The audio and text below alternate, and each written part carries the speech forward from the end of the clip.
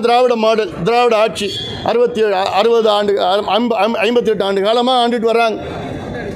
2 வழக்கு உச்சநீதிமன்றத்தில் நிலுவையில் இருக்குது. ஒரு வழக்கு 26 ஆண்டு காலமாக இருக்கிறது. என்ன வழக்கு இருக்குது?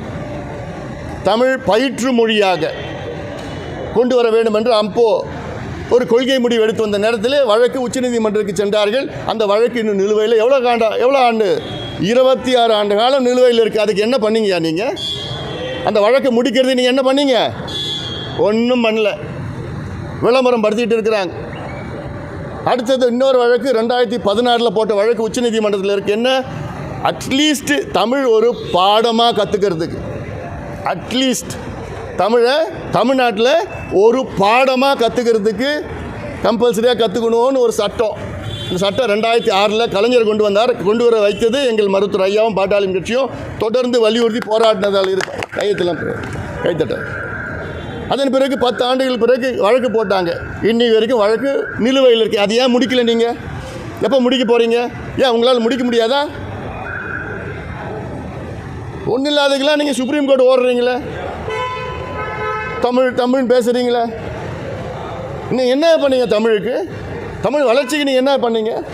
தெலுங்கானாவில் அங்கே ரேவந்த் ரெட்டி சொல்கிறார், சிபிஎஸ்சி ஐசிஎஸ்சி அதுக்கு கூட 10வது வரைக்கும் நீங்கள் தெலுங்கு கட்டாயமாக படித்தே ஆகணும்னு சொல்கிறார் ரேவந்த் ரெட்டி. ஏன் உங்களால் சொல்ல முடியாதா? பஞ்சாபில் பயிற்று மொழியே பஞ்சாபின்னு சொல்கிறாங்க. ஏன் உங்களால் கொண்டு வர முடியாதா? எலெக்ஷன் வந்துருச்சு, இது ஒரு கையில் ஒரு ஆயுதம் உங்களுக்கு. ஆமாம், இந்தி போர், 2வது போர், 3வது போர், மொழி போர், இந்த போர் அந்த போர்னு சொல்லிட்டு.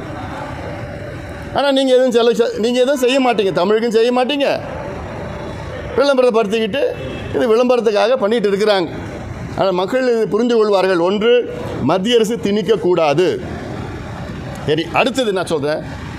இப்போ மத்திய அரசு நீங்கள் மும்மொழி கொள்கை ரீதியில் நீங்கள் கடைபிடித்தால்தான் நாங்கள் 2100 கோடி கொடுப்போம்னு சொல்கிறாங்க. நான் முதலமைச்சராக இருந்தேன்னா 2300 கோடி வேண்டாம்னு சொல்லிடுவேன். தமிழ்நாடு பட்ஜெட் எவ்வளோ? கடந்த ஆண்டு 4.5 லட்சம் கோடி. கல்வித்துறை பட்ஜெட் எவ்வளோ? 45,000 கோடி. இந்த 45,000 கோடி 2100 கோடி என்னால் கூடுதலாக கொடுக்க முடியாதா? வேண்டாம்னு சொல்லிட்டு போகிறேன், அவ்வளோதான். இதுக்கு எதுக்கு இவ்வளோ ட்ராமா நடத்திக்கிட்டு தினம் ட்ராமா பண்ணிகிட்டு இருக்கீங்க? நீங்கள் உங்கள் கொள்கையும் வேண்டாம், உங்கள் நிதியும் வேண்டாம், அவ்வளோதான், முடிஞ்சு போச்சு. ஏன்னா தேர்தல் நேரத்தில் இதெல்லாம் சொன்னப்பா, இதில் தானே இதெல்லாம் சொல்லிட்டு இருக்கணும். கேள்வியில் என்ன இருக்கா? மக்கள் பொதுவாக மக்கள் 3வதாக ஒரு மொழியை படிக்கணுன்ற ஒரு ஆர்வம் இருக்குது. ஆனால் திமுக மொழியை வைத்து அரசியல் செய்கிறாங்க. தாங்கள் நடத்தக்கூடிய பள்ளிகளில்